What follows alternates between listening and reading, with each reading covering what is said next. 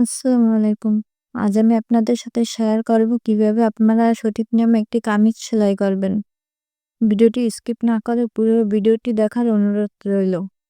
প্রথমে আমি গলা সেলাই করে নিব। তো এখানে আমি একটি গলা সেলাই করার কাপড় নিয়েছি। তারপর আমরা পিছনের পাট রেখেছি, এটি আমি বক্রম দিয়ে সেলাই করব। তো দেখুন আমি এখানে বক্রম উপর মাঝ বরাবর দিয়ে আমরা একটা সেলাই দিয়ে নিচ্ছি। সেলাইটি খুবই আস্তে আস্তে দিতে হবে যাতে আমাদের গলাটা সরে না যায় পাশ থেকে। তো আমার সেলাই দেওয়া শেষ। এখানে আমি মাঝ বরাবর বাঁশ দিয়ে পাশে 1/2 ইঞ্চি কাপড় রেখে আমরা এটাকে কাটিং করে নেব। তো আমার কাটিং করা শেষ। তো এখন আমরা বাড়তি যে কাপড়টা রাখছি 1/2 ইঞ্চি, ওটাকে আমরা বক্রম উপর চাপ সেলাই দিয়ে নিব। এটি খুবই সাবধানের সাথে আস্তে আস্তে করতে হবে। এখন আমি জামার পিছনের পাটের সাথে গলাটা লাগিয়ে নেব। পিছনের পাট আমাদের কিন্তু সোজা সাইডে আছে। আমরা যে একটি কাট মার্ক করে রেখেছিলাম তার সাথে গলাটা সমানভাবে মিশিয়ে এখন আমরা সেলাই করে নিব। এটা কিন্তু আস্তে আস্তে করতে হবে, তাড়াহুড়ো করলে গলা বাঁকা হয়ে যেতে পারে। দেখুন আমি কিভাবে করছি। তো আমার গলা সেলাই করা শেষ। এখন আমি অল্প কিছু কাপড় রেখে বাকি কাপড়টা কাটিং করে নিব এবং সাইড দিয়ে আমরা কাটার দিয়ে অল্প কিছু কাপড় কেটে নেব, এতে আমাদের গলার ফিনিশিংটা সুন্দর আসবে। তো এখন আমরা নখ দিয়ে একটু চেপে চেপে গলাটা একটু সুন্দর করে নিব। এবার পাশে একটা চাপ সেলাই দিয়ে নিব যাতে গলার ফিনিশিংটা আরো সুন্দর আসে। আস্তে আস্তে সাবধানের সাথে করতে হবে। আমার গলা সেলাই দেওয়া শেষ। দেখুন আমার গলার ফিনিশিংটা কত সুন্দর আসছে। তো একই নিয়মে আমি সামনের গলাটাও সেলাই করে নিব।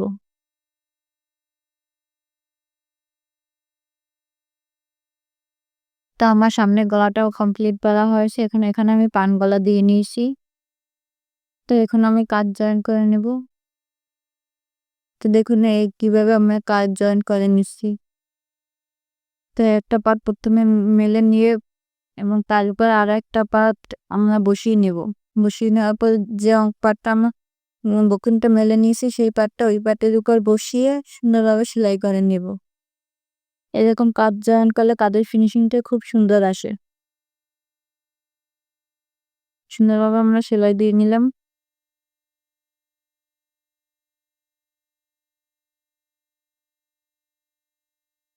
এই নিয়মে আপনারাও কাজ জয়েন করলে কাজের ফিনিশিংটা খুব সুন্দর আসবে। তো একই নিয়মে আমি আরেকটা পাশও জয়েন করে নেব। তো আমার ভিডিওটি যদি আপনাদের ভালো লাগে অবশ্যই লাইক, কমেন্ট এবং সাবস্ক্রাইব করে দিবেন। পাশে থাকা বেল আইকনটি বাজিয়ে দিবেন যাতে পরবর্তী নোটিফিকেশন পাওয়ার সাথে সাথে আপনারা ভিডিওটি দেখতে পারেন।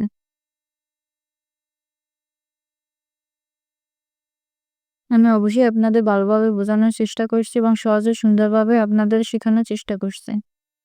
তো এখন আমার 2 কাজ জয়েন করা শেষ। এখন আমি পাশে সাইড সেলাই দিয়ে নিব। তো দেখুন আমি কিন্তু এখানে দাগ দিয়ে নিয়েছি যে কতটুকু বরাবর আমরা সেলাই করব। 1 ইঞ্চি পরিমাণ কাপড় রেখে আমি সেলাই করে নিচ্ছি। একই নিয়মে আমি 2 সাইড সেলাই করে নিলাম। এখন আমি নিচের সাইডটা সেলাই করে নেব।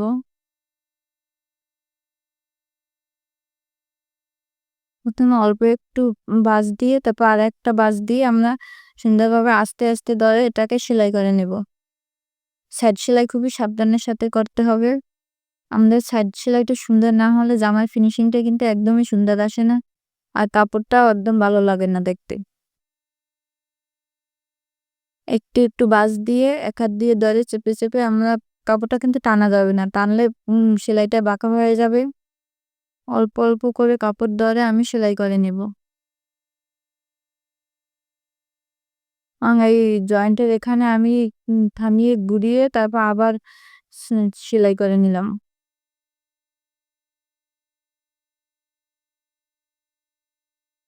খুব সাবধানের সাথে কাজটা করতে হবে। অনেকেরই সাইড সেলাই একদম সোজা হয় না। তারা এই ভিডিওটি দেখে সাইড সেলাই করে নিতে পারেন। তো দেখতে দেখতে আমার এক সাইডের এক পাশ সেলাই করা শেষ। তো একই নিয়মে আমি আরেকটা সাইডে সেলাই করে নিলাম। এখন আমি নিচের গিয়ে সেলাই করে নিব।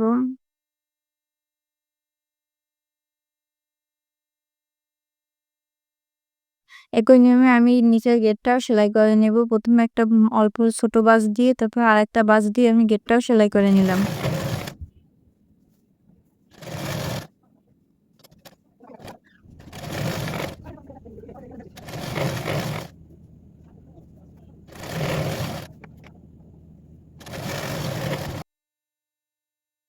আমার গেটটাও সেলাই দেওয়া শেষ। এখন আমি চতুর্পাশে একটা করে ডাবল সেলাই দিয়ে নেব। এবং পিছনের পাশে গেটটাও আমি অফ ক্যামেরা সেলাই করে নিয়েছি। দেখুন আমি সব পাশে ঘুরিয়ে ডাবল সেলাই দিয়ে নেব। আপনারা ভিডিওটি সুন্দরভাবে মনোযোগ দিয়ে দেখবেন, তাহলে আপনারা সুন্দর করে একটি কামিজ সহজ নিয়মে সেলাই করতে পারবেন। আমি কিন্তু আপনাদের সহজভাবে বোঝানোর চেষ্টা করছি। আমি সব পাশে ঘুরিয়ে ডাবল সেলাই দিয়ে নেব।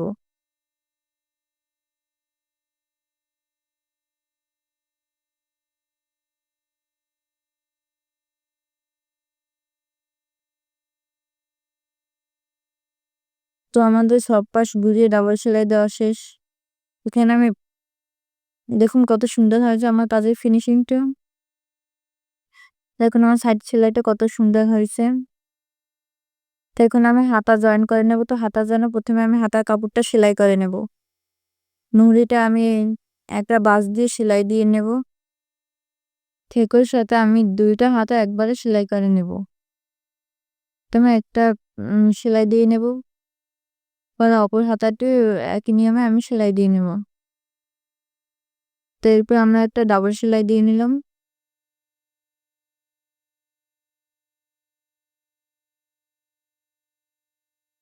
এখন আমি আর্মহোল কতটুকু আছে তার জন্য আমরা মেপে নিয়ে আর্মহোলটা সেলাই দিয়ে নেব। তো আর্মহোল মেপে নেওয়ার সব থেকে সহজ উপায় হচ্ছে আমাদের জামার আর্মহোলের দরে এবং হাতার কাপড়টা দরে যেখান থেকে আমাদের সেলাই শুরু হবে সেখান বরাবর আমরা একটি দাগ দিয়ে নেব। এটা আমাদের আর্মহোলটা কখনো ছোট বড় হবে না। তারপর আমরা মুহুরি নিয়ে নেব। মুহুরি আমাদের 7 ইঞ্চি ছিল। তো 7 ইঞ্চিটা আমরা একটু মার্ক করে নিয়ে আর্মহোল বরাবর আমরা সেলাই করে নেব। দুইটা হাতা আমরা একসাথে সেলাই করে নিচ্ছি। ডাবল সেলাই দিয়ে নিলাম। তো এটিকে আমরা এখন জামার সাথে সেট করব। তার জন্য আমি হাতার কাপড়টাকে উল্টিয়ে সোজা করে নিব।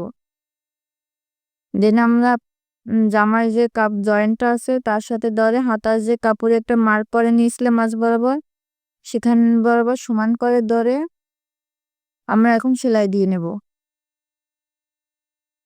যে বডির পার্ট আর হাতার পার্ট টানা যাবে না, একদম সমান সমান রেখে একটু হালকা বডির পার্টটা টান দেওয়া যেতে পারে যদি একটু হাতার কাপড়টা ছোট থাকে। তো দেখুন আমি কিন্তু সমানভাবে আস্তে আস্তে আলতো হাতে ধরে সেলাই দিয়ে নিতে হবে।